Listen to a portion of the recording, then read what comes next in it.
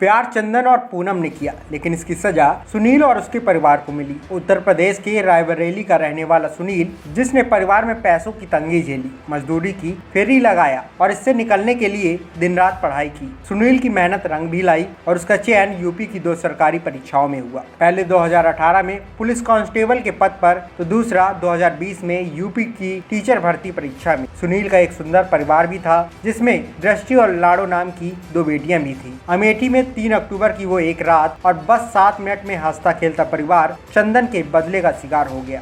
उसने सुनील, उसकी पत्नी और 2 बेटियों को गोली मार दी और चारों की हत्या कर दी। चंदन ने खुद को भी गोली मारना चाहा, लेकिन आखिर में जब उसने खुद को गोली मारनी चाही तो पिस्टल की स्प्रिंग गिर गई और दोबारा से खुद को गोली मारने की हिम्मत नहीं जुटा सका और मौके से भाग गया। उसने अपने व्हाट्सएप पर कुछ समय पहले बायो में लिखा, 5 लोग मरने वाले हैं, जल्द ही दिखाऊंगा। अब आपको बता दें कि चंदन की सुनील के परिवार में एंट्री कैसे हुई। टीचर की नौकरी ज्वाइन करने के बाद सुनील की पोस्टिंग अपने घर से 35 किलोमीटर दूर बीएसए ऑफिस में हुई थी, इसीलिए उसने मटिया इलाके में ही किराए का एक मकान लिया और वहीं पत्नी पूनम और बेटियों के साथ रहने लगा। इसी मकान में चंदन वर्मा भी रहता था और यहीं से उसकी एंट्री सुनील के परिवार में हुई। उसे सुनील की बेटी दृष्टि बहुत अच्छी लगती थी। उसे खिलाने के बहाने चंदन सुनील के घर में अक्सर आया करता था। इसी दौरान चंदन और सुनील की पत्नी की बातें भी बढ़ने लगी और दोनों एक दूसरे से प्यार करने लगे। चंदन की उम्र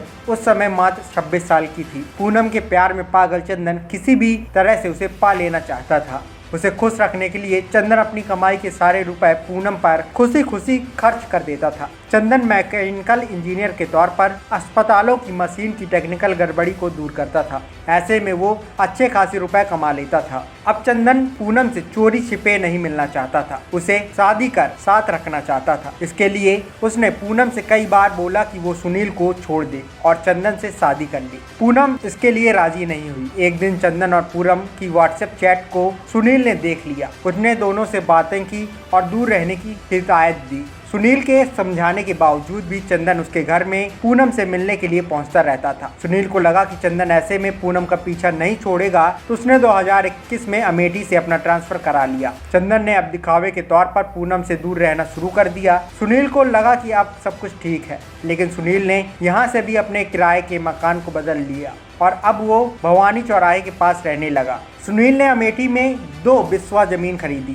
जिसमें उसने चंदन को गवाह बना दिया। सुनील ने पूनम के कहने पर ऐसा किया। बस फिर क्या, चंदन को एक बार फिर से सुनील के घर में आना शुरू कर दिया। अब वो लगातार पूनम पर शादी का दबाव बनाता रहा। सुनील ने पूनम और चंदन पर निगरानी रखी हुई थी। उसने जब इन दोनों की नजदीकियों के फिर से बढ़ने का पता चला, तो उसने पूनम की तरफ से रायबरेली के थाने में एक रिपोर्ट दर्ज करा दी। ये दिन 18 अगस्त का था। अब पुलिस ने चंदन को पकड़ लिया, पूछताछ करने लगी। चंदन ने जहर खा लिया। पुलिस और सुनील से माफी मांगी और अब वो दोबारा पूनम के पीछे नहीं पड़ेगा। थाने तक पहुंच जाने के बाद अब चंदन को किसी भी तरीके से पूनम से शादी करनी थी। वो पिस्तौल में गोलियां लोड करके सुनील के घर पहुंचा। पहले उसने दोनों बेटियों से प्यार से बात की, उन्हें रुपए भी दिए। अब चंदन ने पूनम से कहा कि अब वो और इंतजार नहीं करेगा। पूनम उसके साथ तुरंत चले और वो उससे शादी करे। पूनम ने जाने से मना कर दिया। चंदन ने बदले की आग में पूनम को 2 गोली मारी। जब सुनील उसकी तरफ आगे बढ़ा तो उसने सुनील को 3 गोली मार दी। पापा को गोली लगता देख बेटी रोती हुई सुनील की तरफ दौड़ी तो चंदन ने उसे भी गोली मार दी।